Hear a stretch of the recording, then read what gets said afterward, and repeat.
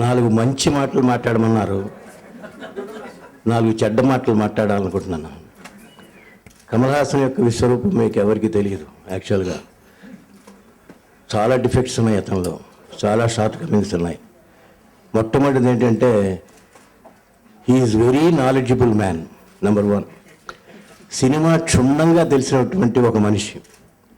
ప్రతిసారి ఏదో ఒక ఛాలెంజింగ్గా చేయాలనుకున్న మనిషి.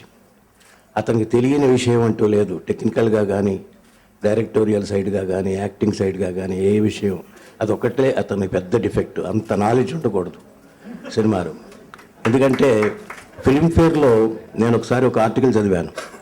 ఒక గొప్ప ఉర్దూ ప్రొఫెసర్, ఒక డాక్టరేట్ పొందిన ప్రొఫెసరు సినిమా ఇండస్ట్రీకి లిరిక్స్ రాయటానికి వచ్చినప్పుడు ఆయన అడిగారు, ఇంటర్వ్యూ చేశారు, what is your experience about entering into the film industry అని. ఆయన చెప్పిన ఫస్ట్ వర్డ్ ఏంటంటే, you have to unlearn what you have learned before you are entering into the film industry అన్నాడు. అలా కనుక Kamal Haasan if he unlearns what he has learned, I think you would be more successful. And ఇప్పుడు successful కాదని కాదు, ఎందుకంటే అతనికి ఎప్పుడు ఏదో ఛాలెంజ్ తీసుకోవాలని. ఒక చిన్న మాట చెప్పి విరమిస్తాను నేను. నన్ను అడిగారు చాలామంది యంగ్ డైరెక్టర్స్, కమల్ హాసన్ గారితో మీరు పనిచేశారు కదా, ఆయనకి ఎలాంటి కథ చెప్తే నచ్చుతుందని. నాకు తెలియదు ఎలాంటి కథ చెప్తే నచ్చుతుందని.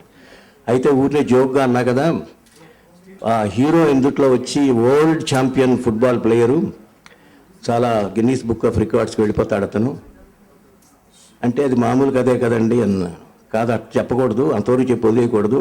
అతనికి 2 కాళ్ళు లేవండి, చిన్నప్పుడే అతను యాంపిటేట్ చేశారు అని చెప్పండి, వెంటనే ఒప్పేసుకుంటాడు. ఇంకా దాని గురించి అతనే ఆలోచించుకుంటాడు, ఎలా చేయాలి ఫుట్బాల్. అలాంటి ఛాలెంజెస్ తీసుకున్న వ్యక్తి. నాకు అసలు నేను ఈ విషయంలో ఈ సభలో చెప్పాలనుకున్నది ఏంటంటే, నన్ను నా అవతారం 2వ అవతారానికి, అతను 10 అవతారాలు 10 అవతారాలు చేశాడు, నేను 2 అవతారాలు. 2వ అవతారానికి మూలకారకుడు కమల్ హాసన్. నన్ను యాక్ట్ చేయమని బలవంతం చేసి నన్ను ఈ ఇండస్ట్రీలో నాకు కూడా ఇంకొక సైడ్, ఒక పార్శ్వంలో ఒక స్థానం కల్పించినటువంటి కమల్ హాసన్కి నేను నిజంగా I'm eternally grateful to him, because I'm enjoying. అతను చెప్పింది ఏంటంటే, ఒక మంచి వర్డ్ చెప్పాడు, which I'm repeating every time, that it is a paid holiday for you sir, you please continue to act. ఆ పెయిడ్ హాలిడే అనే మాట చాలా గొప్ప మాట అతనిది. అందువల్ల చాలా కష్టాలు పడతాడు. ఇప్పుడు అతని జాతకంలోనే ఉంది యాక్చువల్గా. ఈ కష్టాలు కొన్ని, ఒంటి నిండా కుట్లు, ఒంటి నిండా ఇవి, ఎప్పుడు చూసినా మంచం మీద, ఎప్పుడు డాక్టర్లు ఎన్ని కుట్లున్నాయో ఒంటి నిండా మనకి తెలియదు. భగవంతుడి దయ వల్ల అన్నీ అధిగమించి ఇవాళ వచ్చాడు ఇక్కడికి.